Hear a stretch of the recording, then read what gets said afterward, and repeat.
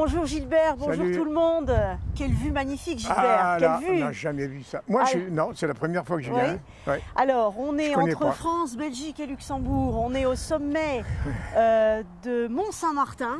Ouais. Et on est devant un édifice religieux qui a quand même une sacrée histoire. Ah oui. C'est ici sur notre gauche. Exact. Alors, c'est la fameuse église romane de Mont-Saint-Martin. Voilà. Et j'allais plagier Napoléon en disant du haut de ces murs, quelques siècles vous contemplent, mais c'est exactement ça. Voilà. On va faire un petit voyage en arrière et on va vous proposer un voyage au Moyen-Âge. Ah oui. Entre le 11e et le 12e siècle. On va rentrer dans ce bâtiment. Alors, et on va vous montrer ce qu'il y a dedans. Oui. Alors, une église romane, est-ce que tu as vu au niveau extérieur le plan de cette église? La forme? Bah oui, mais... C'est un rectangle. Non, mais elle ne fait pas la croix, quoi. Exactement, c'est ce qu'on appelle un plan basilical.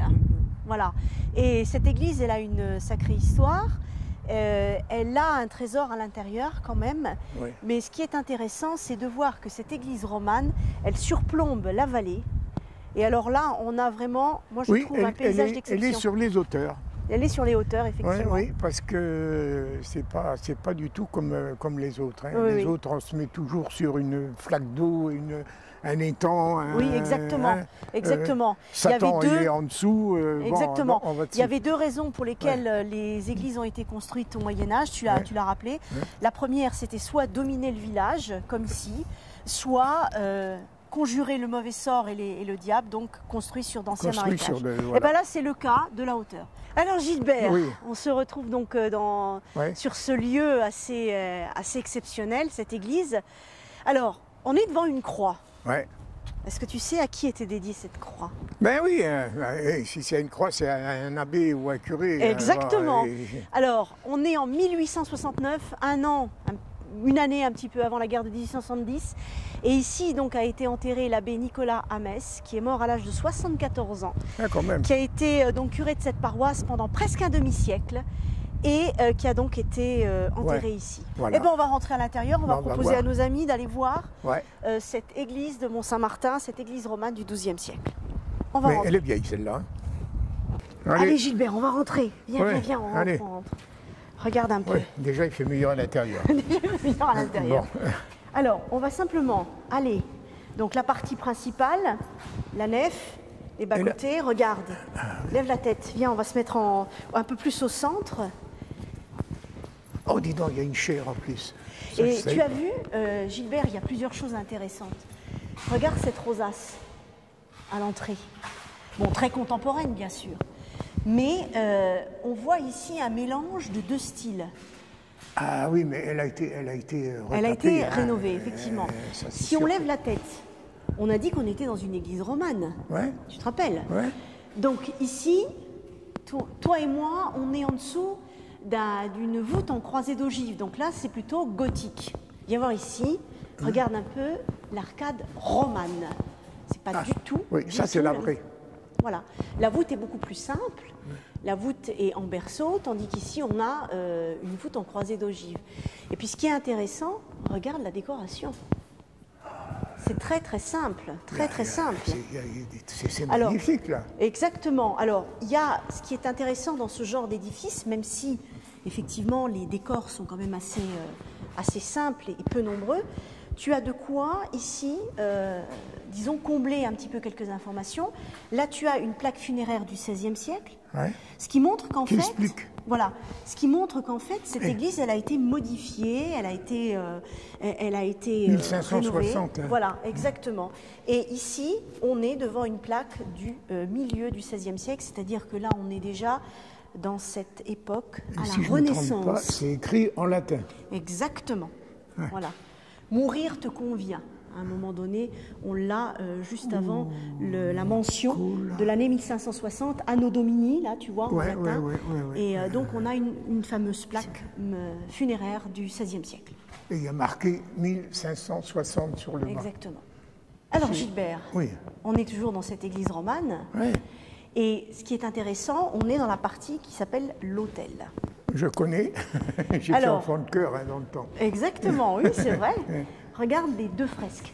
Ah oui, mais là, il y a des tableaux qui restent un petit peu. Oui.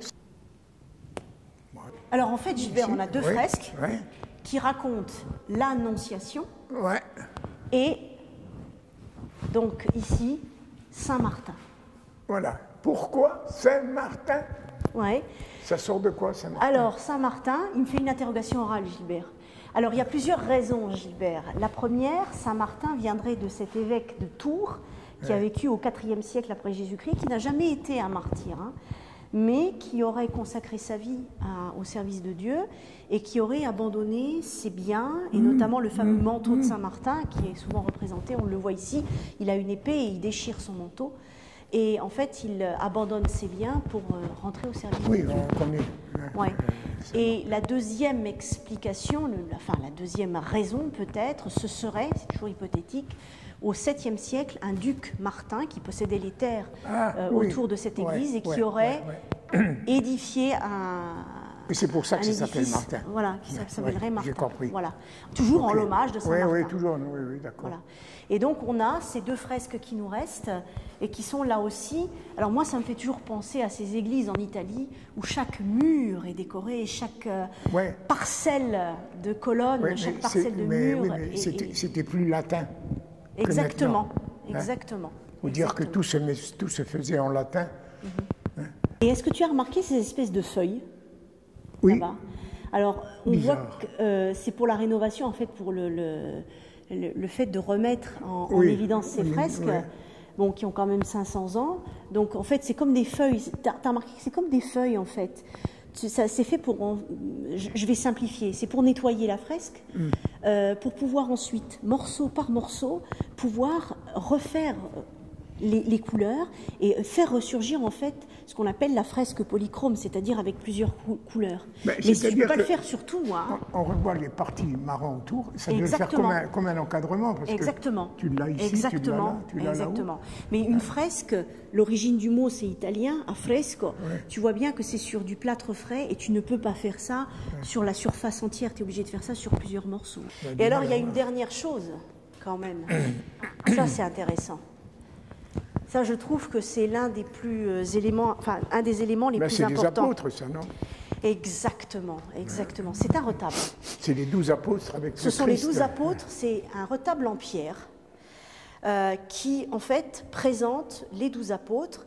Et en général, les retables, tu sais, Gilbert, on a souvent des retables peints, on pense à celui d'Issenheim, en Alsace, et bien celui-là, il est en pierre. Ouais, c'est magnifique. Hein. Dis donc, tu sais, il y en a du boulot là pour faire tout ça. Hein. Je vois que c'est une pierre qui date du IIIe siècle. Exactement. Ce qui veut dire qu'ici, Gilbert, on est très probablement en présence d'une église qui a été construite sur un autre monument, sur un autre édifice. Ah oui, certainement, il y avait quelque chose, il y a quelque chose qui a changé. Voilà, mais c'est quand même, regarde, d'après la traduction latine à Lucius Salimarius d'Armissa ou Tarmissa, son épouse vivante a Atrectinus leur fils, Danumara leur fille et héritière, a élevé ce monument. Ça veut dire qu'on est très probablement aussi en présence d'un lieu qui était un lieu dédié aux morts. Oui. Et puis tu faisais la remarque aussi qu'à l'extérieur de ce bâtiment, de cette église, il y avait un cimetière. Il y avait le cimetière autour, oui. Oui, tout à fait. Oui. Donc c'est exactement ce que tu disais, c'est-à-dire le fait de recycler, entre guillemets, si on peut utiliser ce terme-là, de recycler des lieux qui étaient dévolus aux morts et qui deviendront des lieux ensuite de culte chrétien. Alors Gilbert, on revient sous les voûtes romanes. Regarde un peu cette chaire. C'est une chaire, oui. Une chaire à prêcher en bois. J'ai jamais compris pourquoi dans l'église ils les ont enlevés. Maintenant ils mettent le micro, ça résonne, on n'entend rien du tout. Alors c'est une chaire du XVIIIe siècle. Tu as vu? Alors on appelle ça style rocaille parce qu'en fait, elle représente les 4 évangélistes. Hein, et ensuite, ces 4 évangélistes sont souvent aussi représentés de façon symbolique. Tu sais, le lion pour Marc, le taureau pour Luc, l'aigle pour Jean, etc. Voilà. Et en fait, ça fait partie aussi du patrimoine de cette église. Et moi, je trouve ce qui est intéressant aussi, outre cette chaire... Il est magnifique, ce truc. Oui. Regarde bien aussi, ce qui est intéressant, en levant juste un petit peu la tête. C'est qu'on a, par exemple, ce qu'on appelle en Italie une pietà. Là, c'est Jésus qui a été décroché de la croix. si je ne me trompe pas. Voilà. Hein? Voilà. Et en fait, c'est sa mère qui le tient dans qui les le... Voilà. Alors c'est sûr que quand on a des références religieuses, on pense tout de suite à la Pietà de Michel-Ange à Saint-Pierre de Rome, mais celle-là est superbe aussi, et elle date du XVIe siècle. Oui, c'est à peu près la même date. C'est un truc qui est venu un petit peu plus tard, quoi. Et pour, j'allais dire, pour terminer sur cette description de sculpture, on a ce qu'on appelle une montée au calvaire. Voilà. On voit bien le Christ. Oui, là, c'est au moment où on va le crucifier, quoi. Exactement, voilà. Alors c'est vrai que dans les représentations, il y a toujours quelque chose qu'on mentionne. Lorsque le Christ est mentionné, lorsqu'il est représenté, que ce soit par exemple ici dans ce bas-relief, il est représenté avec la croix. Il va monter au calvaire, donc il va connaître sa passion. Et en fait, quand tu relis la Bible, il porte uniquement la partie supérieure de la croix, ce qu'on appelle le patibulum. Mais c'est vrai que... C'est-à-dire la grande, c'est lui qui la partie qui va le supplicier. Et la partie où il va les mains, c'est quelqu'un d'autre qui l'amène derrière. Exactement. Parce que déjà, la partie supérieure est très très lourde. Hein. Mais on voit quand même que ce sont des richesses, enfin ici, qui marquent le XVIe et ici le XVIIe siècle. Alors moi, ça me dit quelque chose, c'est le parterre. Il doit y avoir des trucs, il y a des gens qui ont dû marcher ici, à savoir... Depuis le XIIe siècle, voilà. C'est pas possible. Depuis le XIIe siècle. Mais bon. Et pourtant, si on regarde ici, il y a des dates, 1871. Exactement. Des pierres tombales. Les pierres... la présence de ce fameux cimetière dont tu le parlais. cimetière qu'il y avait derrière. Exactement. Et puis juste derrière nous, regarde un peu ce calvaire. Ce bas-relief qui représente... Magnifique. Alors là aussi, donc le Christ en croix, et d'un côté le soleil, de l'autre la lune.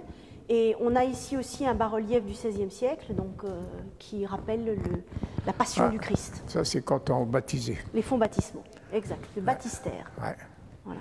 Alors Gilbert, tu me disais que les curés avaient toujours des petits jardins, des petits potagers. Tous les curés avaient le petit potager, oui. Et ici, on est en présence d'un jardin médiéval. Tu as autant des plantes aromatiques comme le thym, le laurier, la sauge. Tu as des fleurs, tu as de la camomille. Mais nous, on le disait comme ça vaguement, c'est le jardin du curé. Exactement. Mais enfin, ici, on a quand même, je pense, à saluer aussi le travail de bénévoles. Ils ont tout remis. Qui ont tout remis au goût du jour et qui entretiennent ce jardin absolument superbe, qui est donc à proximité de l'église romane de Mont-Saint-Martin. Et on va aussi, tant qu'on y est, saluer, parce que là c'était important aussi, cette émission n'aurait pas pu se faire sans l'aide de l'association des amis de l'église romane. Surtout pas oublier. Surtout pas, et on y tient tous les deux parce qu'ils nous ont ouvert les portes, ils nous ont accueillis. Comme on dit en Lorraine, il suffit de prendre contact avec quelqu'un et on vous ouvre les portes, et c'est vrai. Et donc cette association qui existe depuis 6 ans s'occupe d'ouvrir ce lieu pour les fêtes du patrimoine. Elle s'occupe éventuellement de manifestations. Cette église qui ne sert plus à l'office religieux sert maintenant pour la culture, et je trouve que c'est un très bel hommage que ces amis de l'église romane rendent à cet édifice. Alors on va dire au revoir à nos amis. Mais bien sûr. Et on va leur proposer un prochain rendez-vous dans ce milieu du pays. Exactement. Au revoir.